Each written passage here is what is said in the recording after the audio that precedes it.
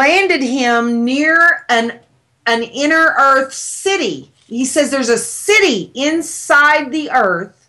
Admiral Byrd said this, okay?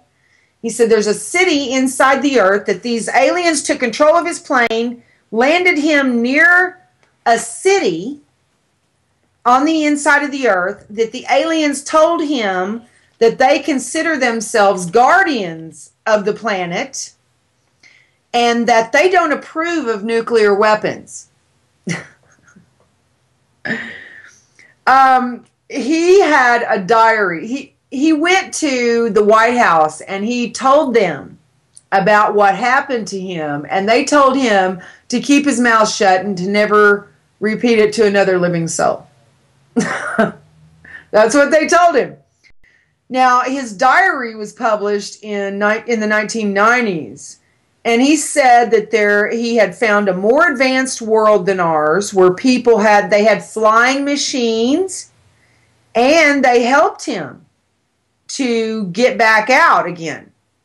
He left. He says there are vast open spaces within the Earth, that this city on the inside of the Earth that he found is inhabited by a lot of people, and that also they are much further ahead technologically than we are. Now, have you ever heard that before? Why aren't we being taught this? Why aren't we being taught? Because the mystery of iniquity doesn't want us to know. Okay?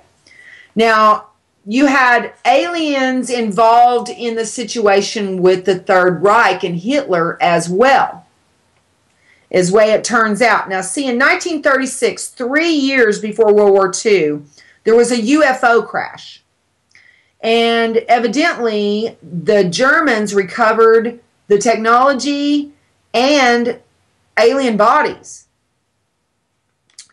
They did some reverse engineering. You know, these German scientists had a lot of collaboration with these ancient aliens, if you will. Fallen angels is what they are. In 1939, they developed a German saucer craft called a Hanabu. And the swastika symbol dates back over 3,000 years. Evidently, this goes back to many ancient cultures, and this isn't just a German symbol. This goes back 3,000 years.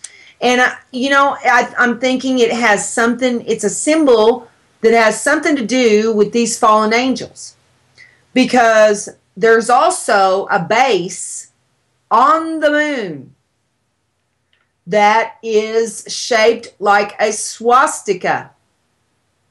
Now, I know, it's crazy. And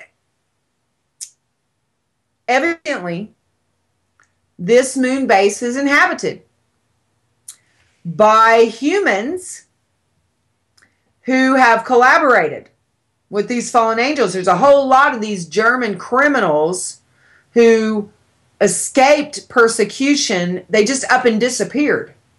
Okay? Maybe that's where they are.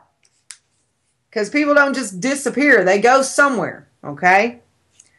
You've got...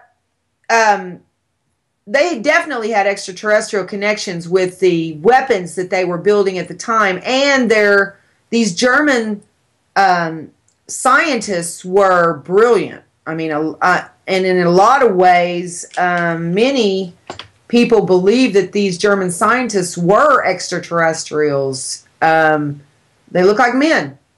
They look like men. And that's what's so weird about all this, see? Hermann Olbert, he was the head of the German rocketing program.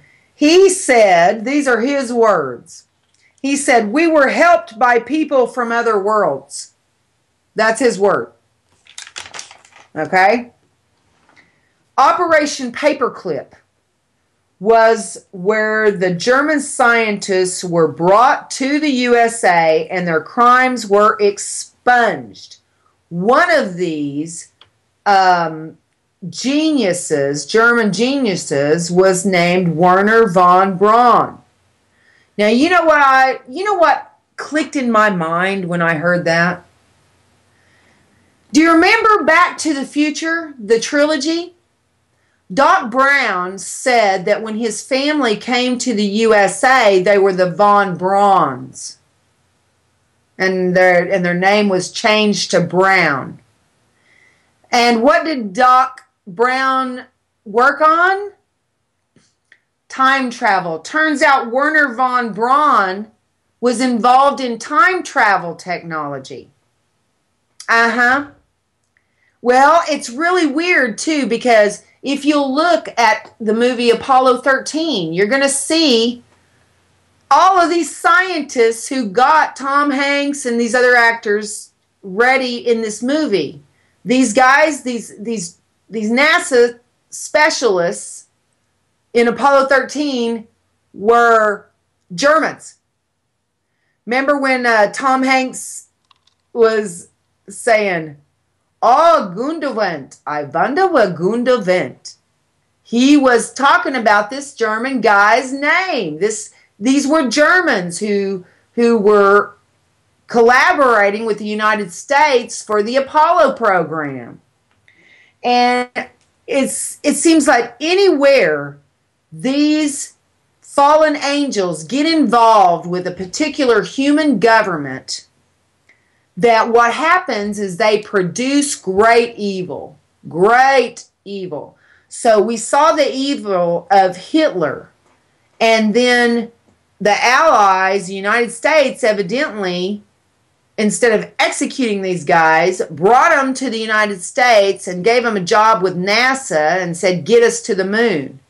And this guy, Werner von Braun, who was involved in time travel technology research in Germany, ended up in the United States with the name Brown.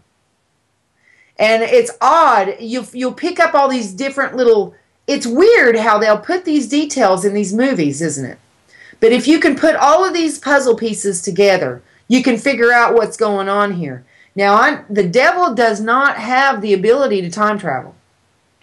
Now, I think that what happened is they were experimenting with time travel, hoping they could perfect that, but they can't time travel.